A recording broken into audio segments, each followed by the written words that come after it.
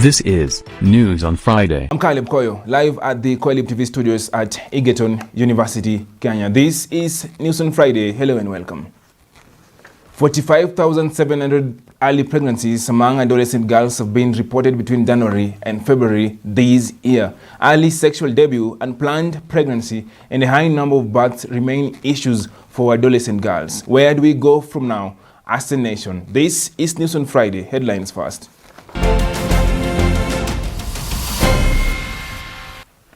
More millions for the youth. Nakuru County allocates more figures towards youth empowerment. Make agriculture sexy. Time to advertise agriculture differently, with the main target being the young people. Wezesha Vijana, how Young Muslim Association is impacting the youth in Garissa County. We put the shoe on the other foot with all the latest from around the ground this week. News on Friday starts right now. I'm Calebkoyo.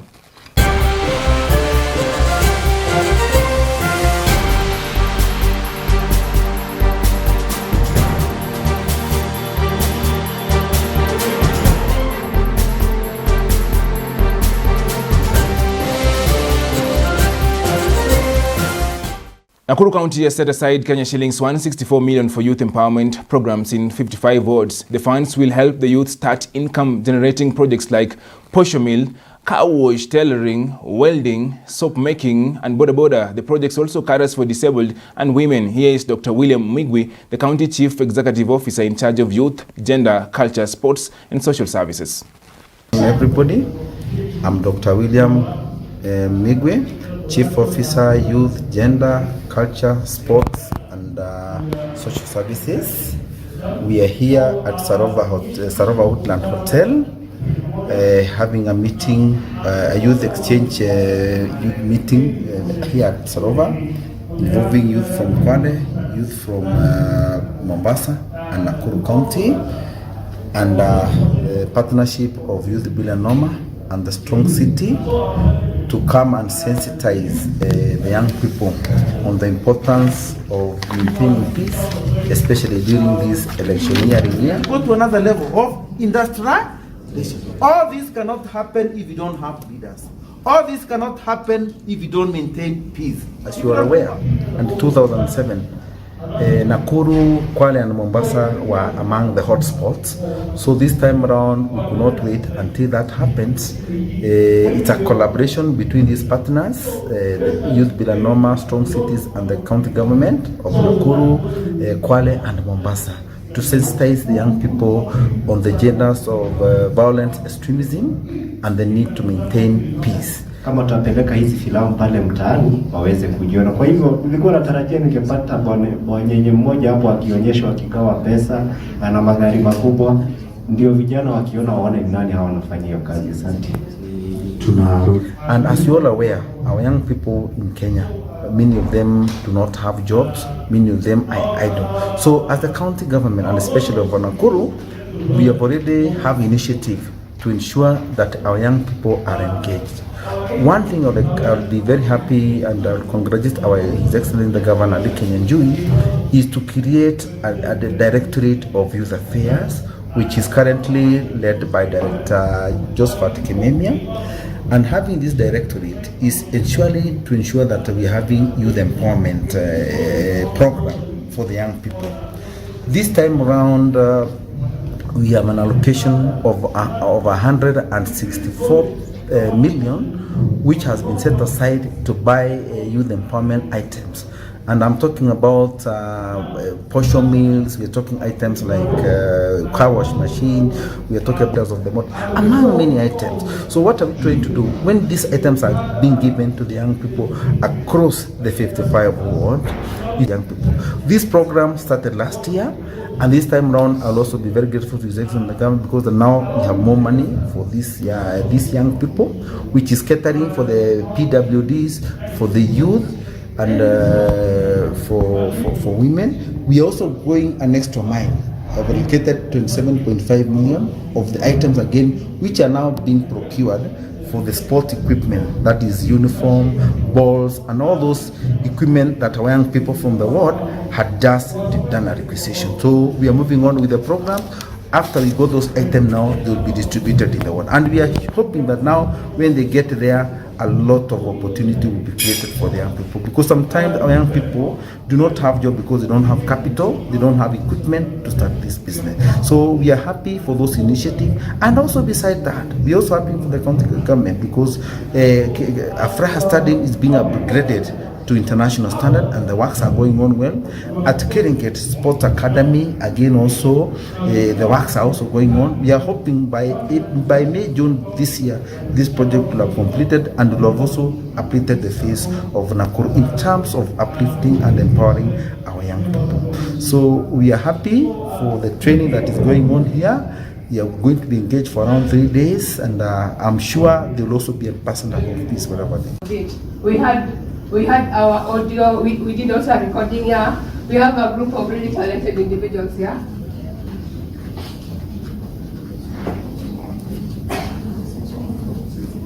We are so grateful and for the partners who are working with the county government to ensure that our youth are positively engaged, and we also have peaceful election.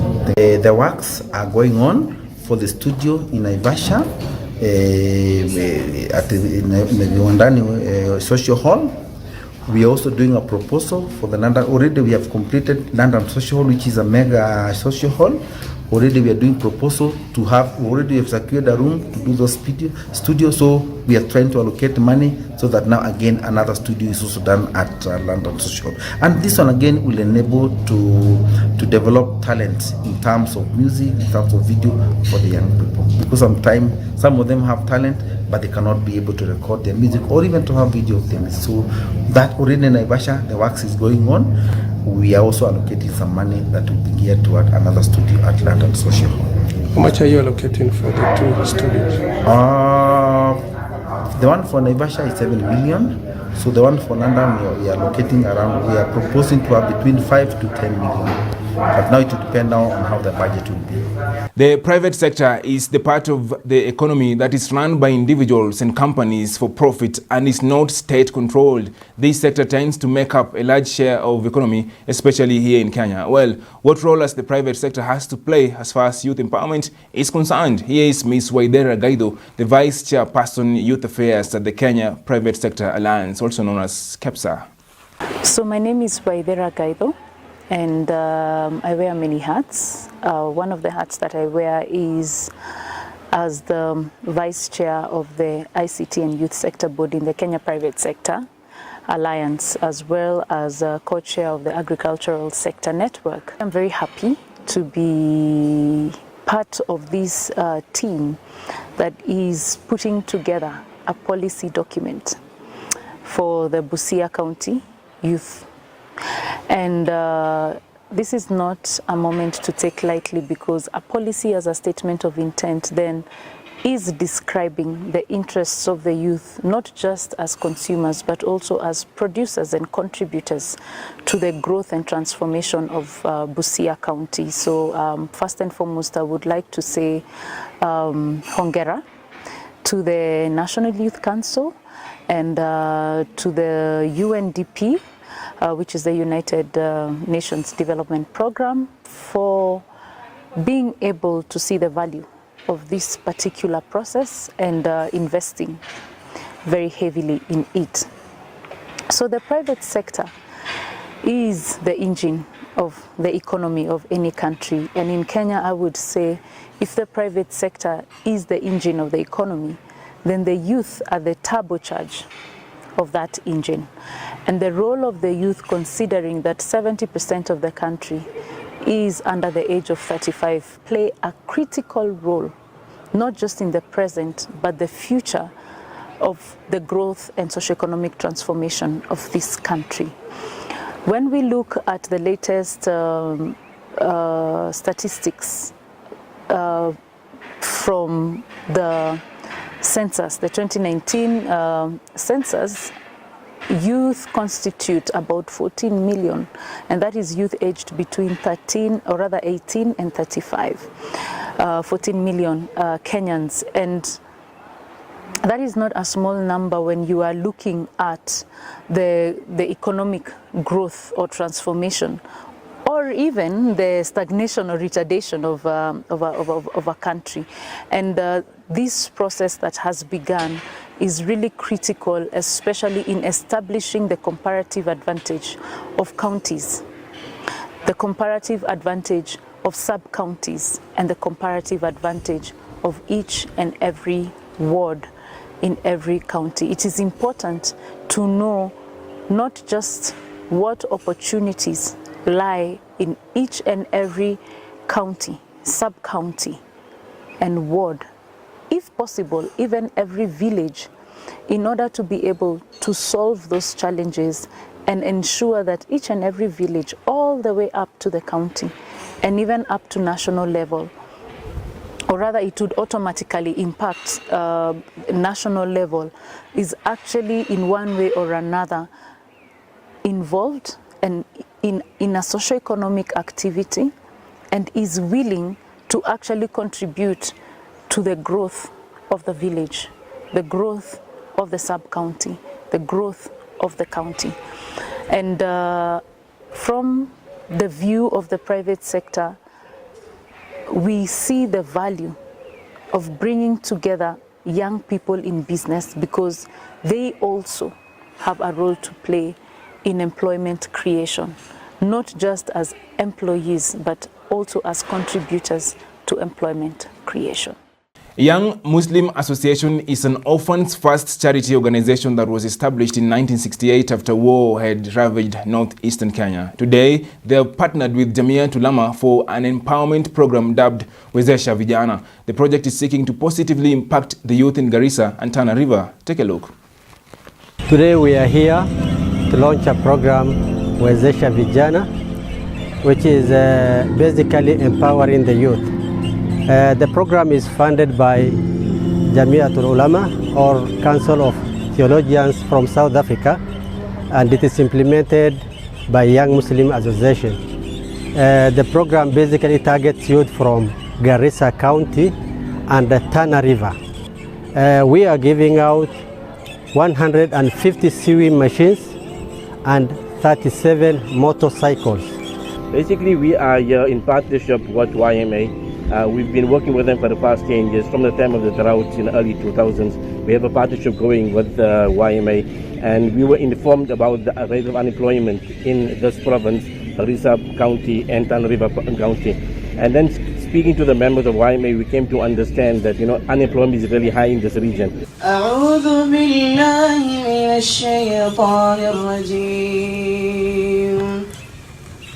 وإذ قال إبراهيم رب أرني كيف تحيي الموتى قال أولم تؤمن قال بلى ولكن ليطمئن قلبي قال فخذ أربعة من الطير فصرهن إليك ثم اجعل على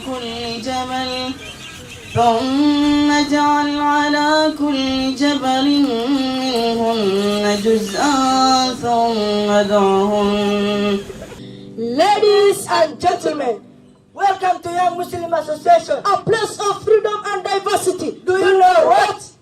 This is the only place in Garissa, my brother, not only Garissa, in Northeastern, yes, Northeastern, where you find people of all walks, all tribes. If one is Christian and one is Muslim, YMA is a discrimination-free zone. We want you to pray for us, to make dua for us, to make dua for our organization, to make dua for our families, to make dua for our country, and to make dua for Allah to give us an opportunity to assist our Muslim brothers more and more, and our Muslim sisters. We want your dua, because your dua is very special for us.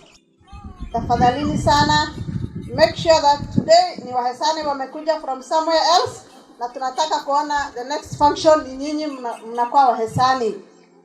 So a gesture like this of donating motorbikes and sewing machines to them is going to engage them, and is going to help the government and this country to reduce the incidences where people are radicalized and enter into very unlawful activities. But whatever you have in front of you, if you start working on it, then it becomes something later on. Nasikia furaha sana kupewa hiyo singing machine na itanifaidisha sana na itaniongezea pia step moja ingine mbele. Naambia asante kwa huo msaada wao na tunashukuru sana.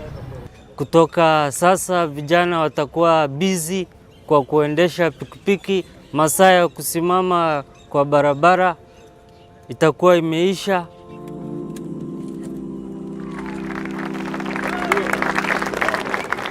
The distribution of 1-month-old improved Kenyeji chicks to group farmers has continued in Hell's Gate Ward, Naivasha sub-county. A total of 6,533 chicks were distributed to groups drawn from youth, women and persons living with disabilities. Over 65 farmers groups benefited from the program, where they were trained on proper management, feeding modes and medication for the chicks. The program is said to empower economically the beneficiaries and enhance food security in the county. And of course, from that, we take a very short breather here on News on Friday. We still have much more stories on the other end of the broadcast. Stick with us.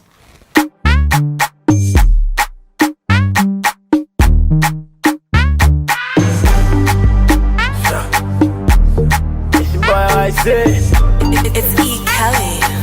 I'm gonna lose your time.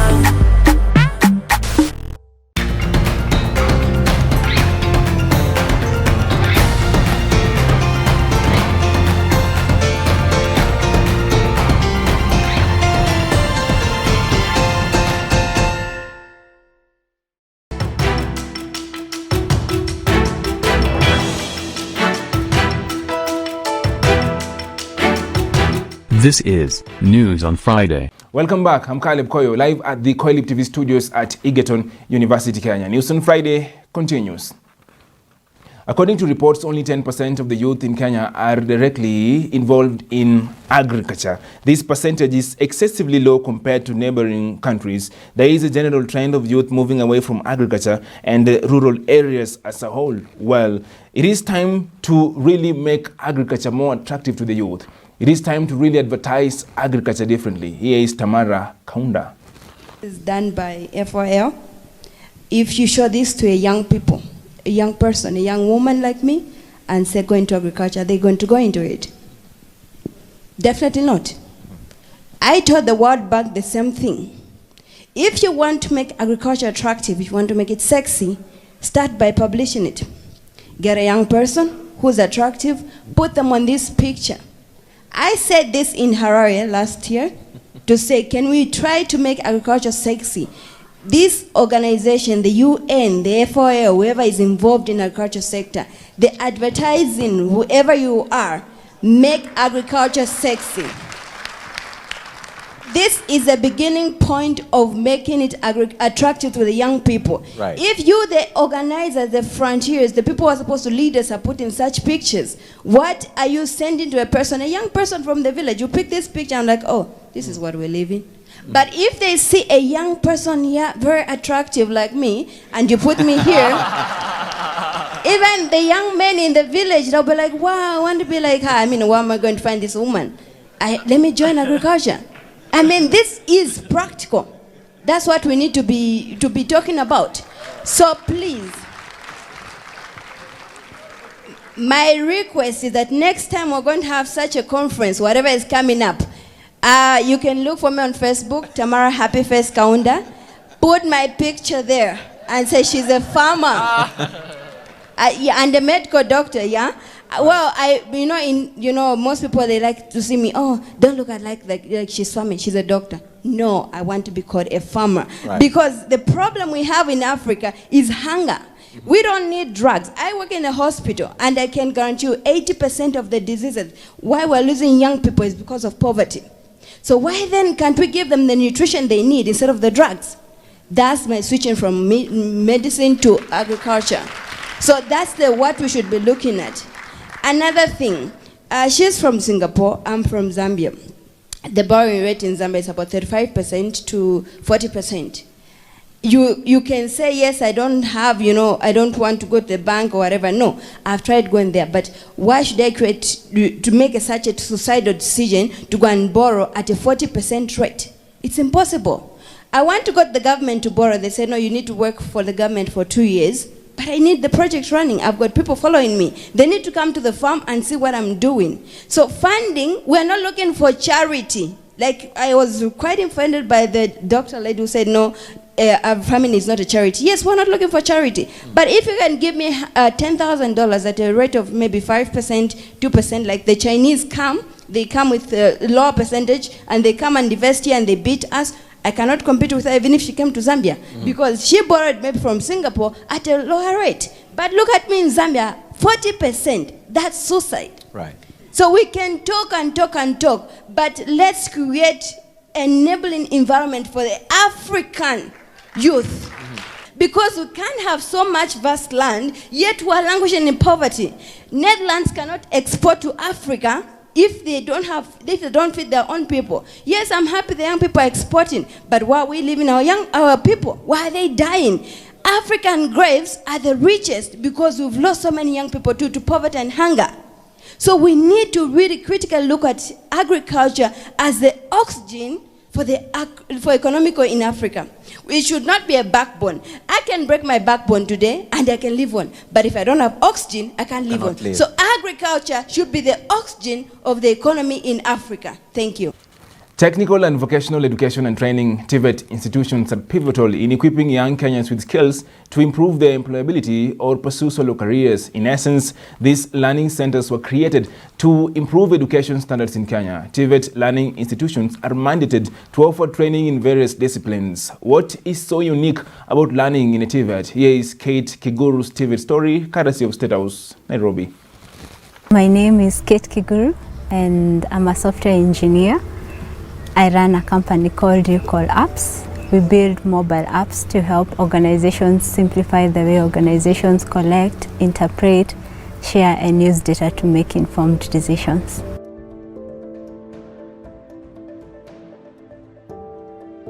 I did my diploma in computer studies at KIST, that's Kiambu Institute of Science and Technology.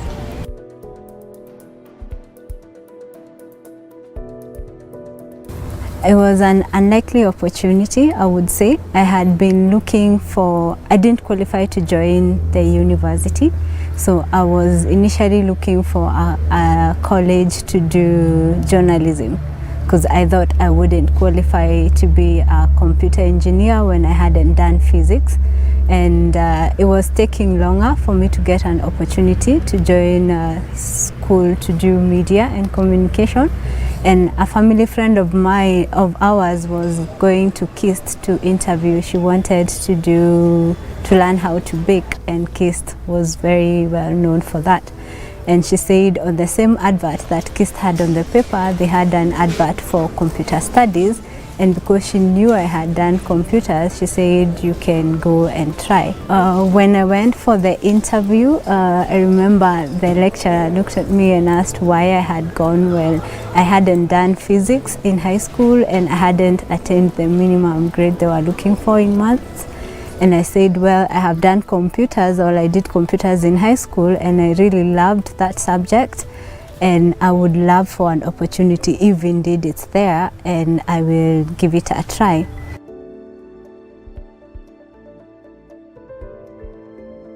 The way we used to do our projects at the final year, you had to work on something practical. So we would be sent out to find a problem that we can actually address. So they were not just teaching us how to code. For those of us who focused on programming or had an interest in that, they were teaching us how to build real solutions.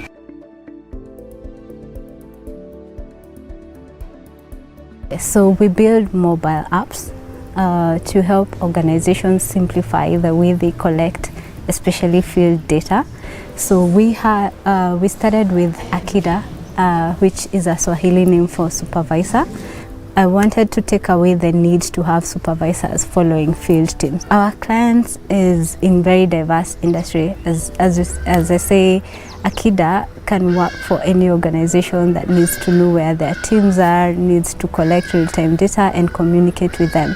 So we have security companies, we have some NGOs, we have marketing agencies that use it, we have facilities management companies that use it to keep track of engineers, And we even have guys like Toyota who are in the vehicle sales. They use the app for keeping track of their sales team.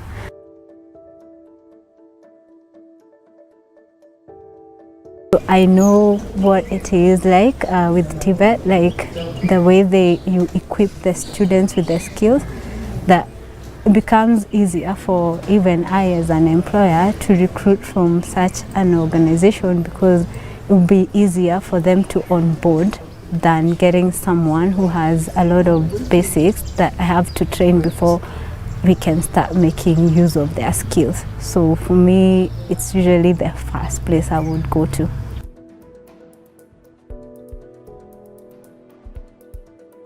If youth reach out to me, I find time, I invite them to the office, I try to look at what it is they're trying to do, and if there's any way I can support them, I do that. I've also brought in some young people in the organization and let them work with us. Like Maureen over there is a student that I'm mentoring. She's still in school. Grady was a product of mentorship. She came in, I mentored her, and she was able to plug into the team.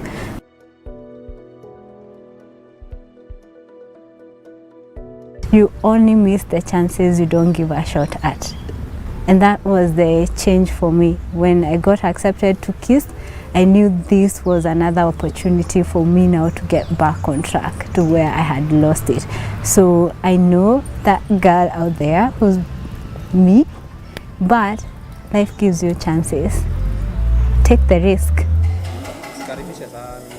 Between January and February this year, Kenya recorded a total number of 45,700 early pregnancies among adolescent girls in the country. Early teenage sexual activities have also led to an increased new HIV infections among teens in the country. In January and February this year, Kenya has recorded 98 new cases of HIV every week among girls aged 10 and 19 years. What are some of the causes of teenage pregnancies, and why is it so important right now to go back to the community to draw solutions? Here is Njeri Kabiru, a YouTuber based in Kenya.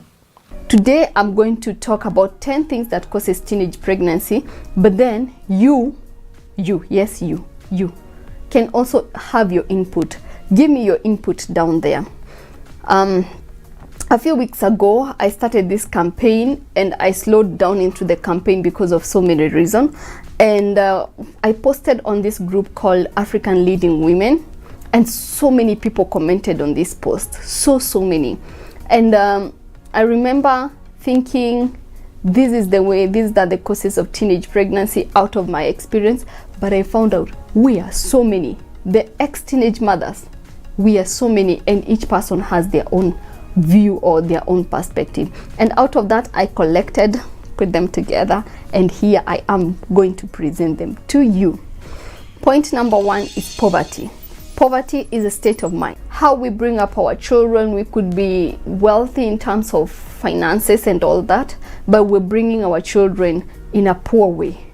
We are not present, we are not connected to them, and also there is that point of lack. Some people are not financially stable, so their children or children from the lacking communities are trying to find a solution to their problems, and that leads them to getting pregnant. For example, there's a girl from the slum who slept hungry for 2 days. There's a boyfriend somewhere who can give her 200 shillings. 200 shillings could feed their family in the slum for that one night, even if they will share a very small meal, but that is important to them. What will she do? She'll keep on going back to the boyfriend for 200, and when he asks her for sex, what will she do? She'll give herself in, So poverty is one of the leading, major leading. And the dangerous point with poverty is that then the girl gets pregnant, the man disappears, or the man is present but he was not ready to be a father. So the girl starts raising this child on her own, and the cycle repeats. Then she digs herself into more poverty and more poverty than even before. So point number one is poverty. Please leave a comment down there. What do you think? What is your experience? Did you ever experience that? And when I said this, so many people told me, no, it's not. It is. This is my perspective. It is. But that does not mean that children from wealthy families don't get pregnant. There are other causes.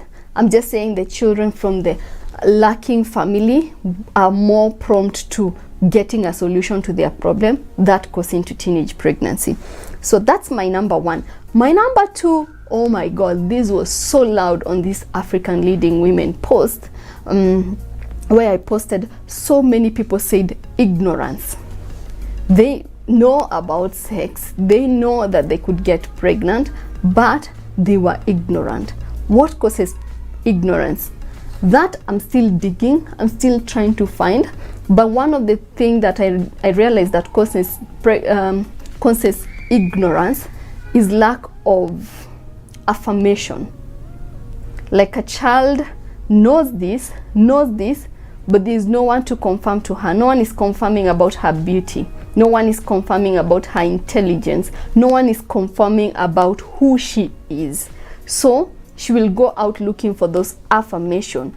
And once she gets them from somewhere, then ignorance. She will be ignorant about any other thing around her and focus on this that is feeding to what she needs. So that's my point number two. Point number three is peer pressure.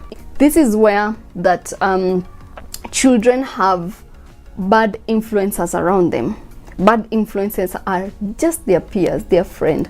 A friend, your child brings a friend home in front of you, they behave very well. You do not dig to know where they live, who are their parents, what are their faith, what are their values. These are things that you need to know. Your child's friends, yes, these are things you need to know. So peer pressure comes in that form. And then lack of guidance, like whatever they are doing, there's no one to guide them. So they will guide themselves into making bad decisions. So peer pressure is one of the things that is there. And then with the young children, because they are trying to discover themselves, their body, they want to talk more about boys, or boys want to talk more about girls without proper guidance. Then that can be taken to a whole new other level, leading to teenage pregnancy. And then because of peer pressure, if one person among us, the circle, has experienced other boys have experienced girls, girls have experienced boys, then that they put pressure on each other.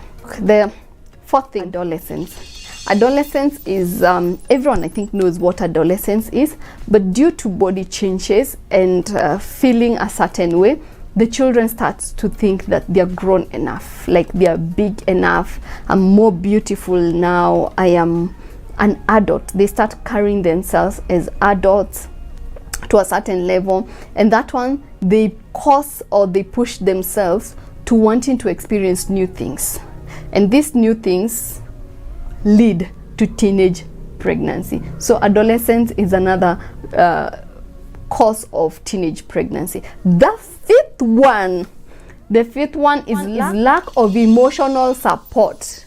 Yes, lack of emotional support. And this one I would really talk in our culture and our community. Nowadays, I think parents are really getting in touch with their children, but most parents are not yet there.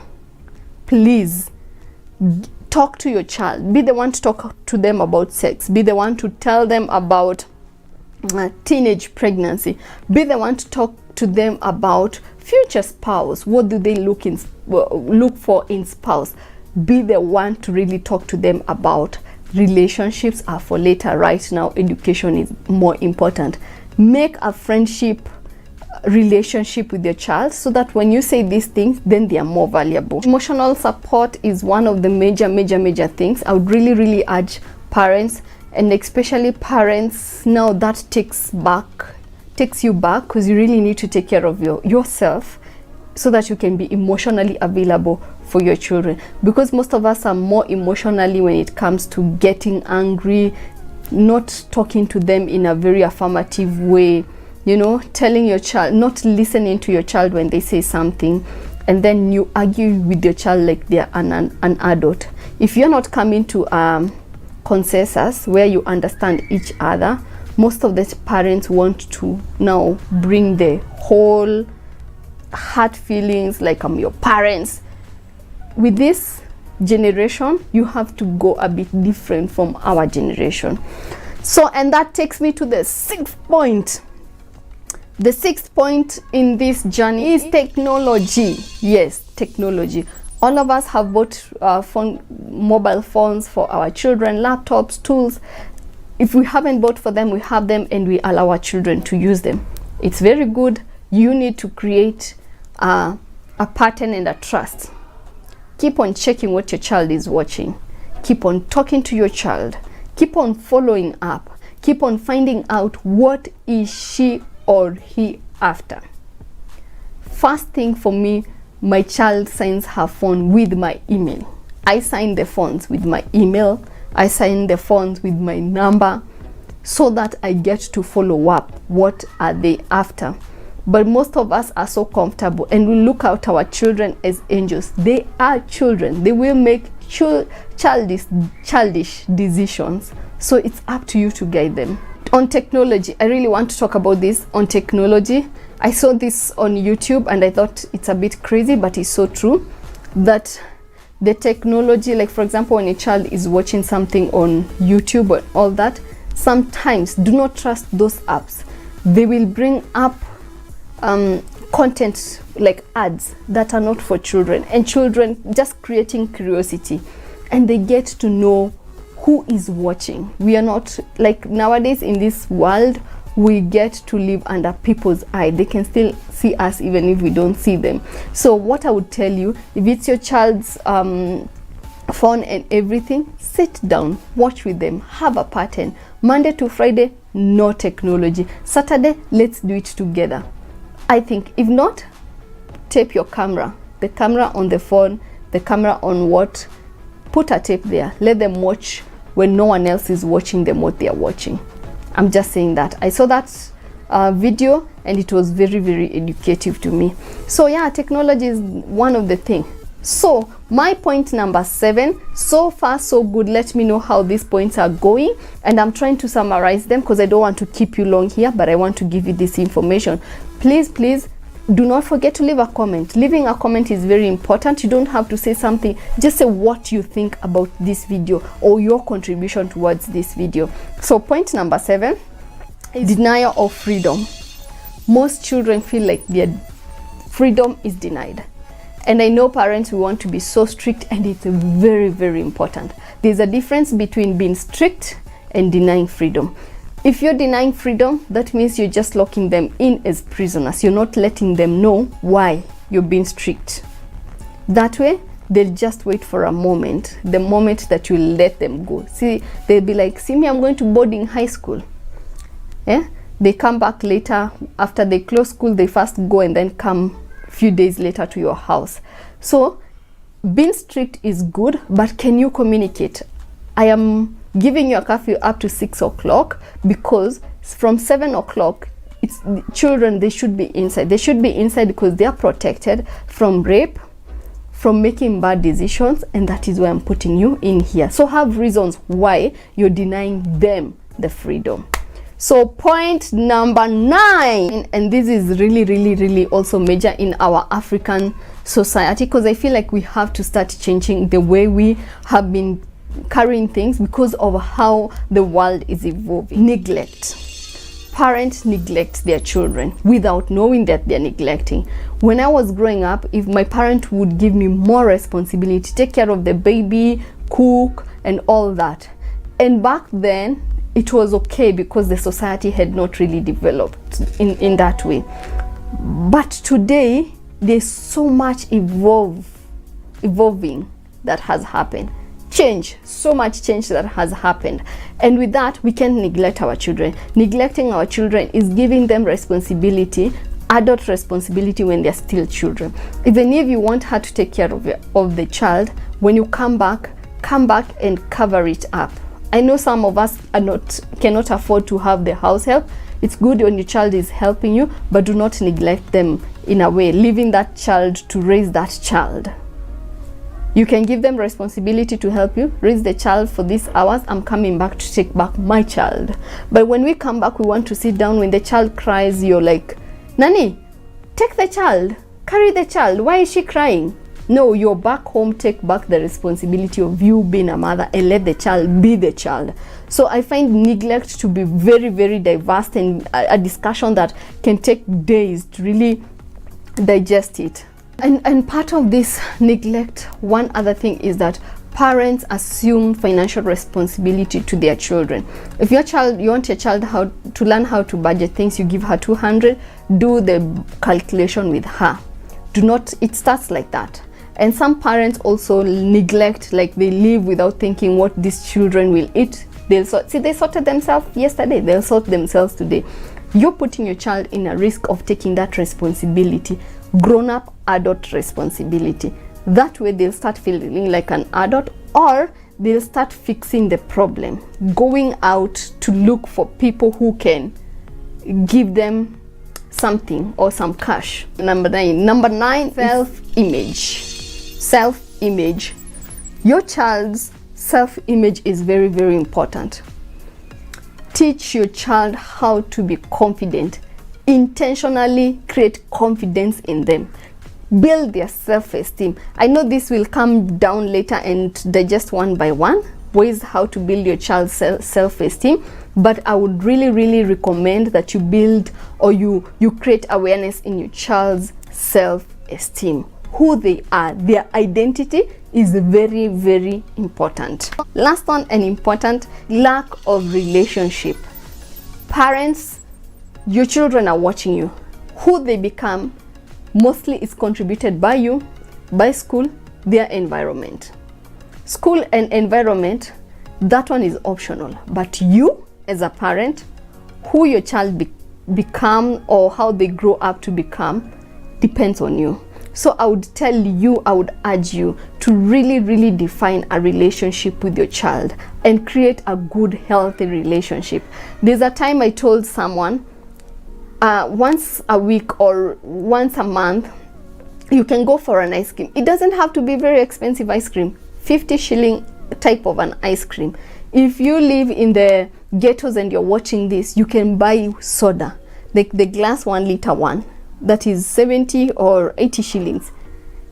Divide it in the glasses, have a conversation with your child. That is the moment they feel loved. That's the moment they're starting to think, oh, mom or dad thinks about me. And that is your moment to present who you are, to present what you think, to present your values towards your children's life. Mombasa, just like any other major city, has had to battle the challenge of waste management, from having dump sites at undesignated areas to uncollected garbage piled on road reserves. To most residents, the garbage is an eyesore that poses the risk of disease such as malaria and cholera. But to Michael Koyo, amid the problem lies a business opportunity which he quickly took advantage of. He believed so much in his potential that he had to quit his job to pursue his business dream. Of course, we understand that Mr. Koyo started this business at a very early phase of his life, and to get a leg in the industry, Mr. Koyo started with Kenya shillings 1,500. Of course, that was actually his savings to buy some dustbins. He also turned to his family for further financial support of Kenya shillings 15,000, enabling him to purchase his first handcut. And right now, we understand that Mr. Koyo makes around 300 Kenya shillings each and every day. According to him, this venture is also a form of empowerment to the employed youths, as they not only manage to afford decent lifestyle, but also keep them away from drugs. The firm is also currently offering services to over 150 clients, collecting over 20 tons of waste daily, and they also offer other services including pest control and fumigation using high-quality detergents and pesticides. From Mombasa, we take a very short breather here on News on Friday. When we come back, we have sports. Stay with us.